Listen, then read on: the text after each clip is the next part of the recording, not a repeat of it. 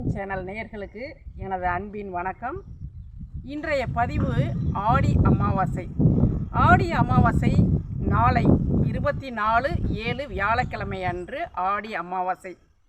முதலில் அமாவாசை என்றால் என்ன, ஏன் அதற்கு நாம் முக்கியத்துவம் கொடுக்கிறோம் என்று தெரிந்து கொள்ள வேண்டும்.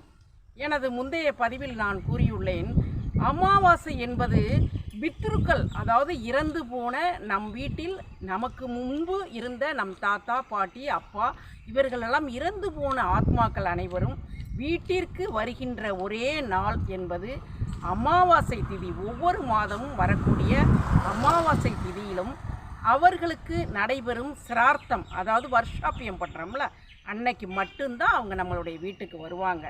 அந்த பித்ரு ஆத்மாக்களுக்கு அன்று நாம் தர்ப்பணம் கொடுக்க வேண்டும். அந்த தர்ப்பணம் கொடுப்பதன் மூலமாக தான் நம்ம எவ்வளோ பெரிய கோடீஸ்வர நபராக வேணாலும் இருக்கலாம், ஆனால் குடும்பத்தினுடைய அமைதி, நம்மளுடைய குடும்பத்தினுடைய வாரிசுகள் சிறப்பாக வாழ்வது, அவர்களுடைய கல்வி, வேலைவாய்ப்பு, திருமணம், நோய் நொடியற்ற நிலை எல்லாமே ஸ்டெடி ஆகணும்னா நம்மளுடைய பித்ரு ஆத்மாக்களுக்கு கண்டிப்பாக தர்ப்பணம் கொடுக்கணும். மாதத்தில் ஒரு தினம் வர்றாங்க, அந்த தினம்தான் அமாவாசை. அதுவும் நாளை வரக்கூடிய அமாவாசை என்பது ஆடி அமாவாசை. நாளைக்கு என்ன பண்ணணும் அப்படிங்கிறத பார்க்க ஒரு எளிய முறையில் சொல்லிடுறேன். குறிப்பாக காலையில் எழுந்தவுடன் நீர்நிலைகளில் நீராட வேண்டும்.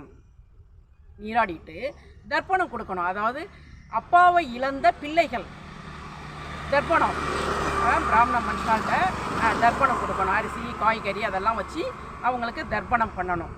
அப்போ அதை அவங்க செய்து கொடுப்பாங்க.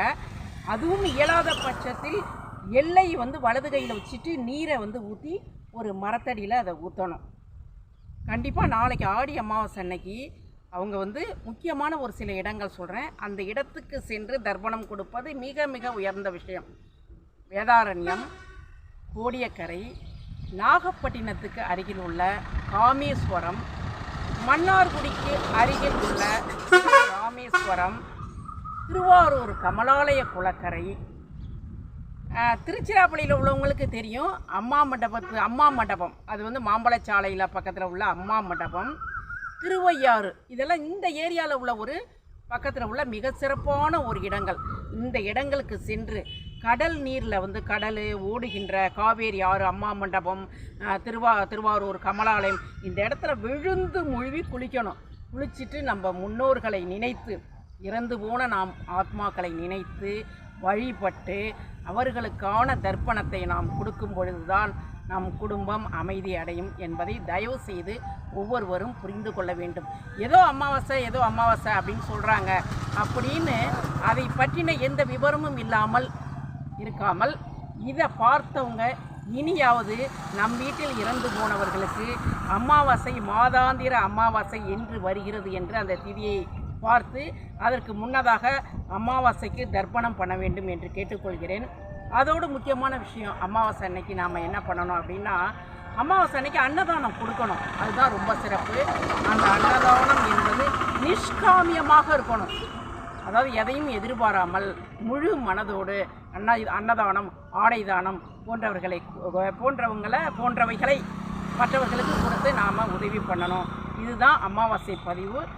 இதை கட்டாயம் தவறாமல் செய்து நம் பித்ரு ஆத்மாக்களிடம் ஆசீர்வாதம் பெறும் பொழுது ஒவ்வொரு குடும்பமும் தழைத்தோங்கும். எப்படிப்பட்டவர்களாக இருந்தாலும் அமாவாசை அன்னைக்கு பித்ருக்கு ஆத்மாக்களுக்கு தர்ப்பணம் செய்யாவிட்டால் அந்த குடும்பத்தினுடைய நிலை என்பது மைனஸ் தான் என்பதை இதில் தெரியப்படுத்துகிறேன். ஆக இதை பார்க்குறவங்க எல்லாரும் அமாவாசை அன்னைக்கு தர்ப்பணம் செய்து தனது வாழ்க்கையை இதை பார்க்குறவங்க ஒருத்தரும் ஒரு லைக்கு, ஷேரு, சப்ஸ்கிரைப் பண்ணணும். நன்றி.